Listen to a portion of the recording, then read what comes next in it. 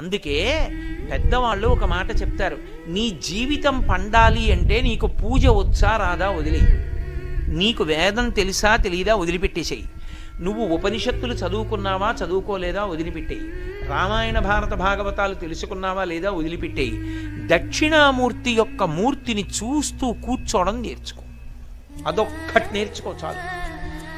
ఏమక్కర్లేదు, ఇంకా దక్షిణామూర్తిని పెట్టుకుని రోజు కాసేపు ఆయన్ని చూస్తే చాలు. మీకు నేను ఇంకా విచిత్రమైన విషయం చెప్పనా, చంటి పిల్లలు కొంచెం కొంచెం పెరిగి పెద్దవాళ్ళు అవుతున్నప్పుడు ఇంట్లో అందమైన దక్షిణామూర్తి విగ్రహం ఉండి, విగ్రహం అంటే ఫోటో కనీసం ఉండి, పిల్లలు కాసేపు దాని వంక చూడడం అలవాటైతే మీరు చూడండి, నేను యథార్థం చెప్తున్న, పెద్దలు నిర్ణయం చేసింది, వాళ్ళు కళ్ళు తిప్పి ఆడుకుంటూ ఆడుకుంటూ పాకడం కూర్చోవడం వచ్చినప్పుడు చూసినప్పుడు వాళ్ళు నిశ్చలంగా కాసేపు ఇలా దక్షిణామూర్తి వంకే చూస్తారు.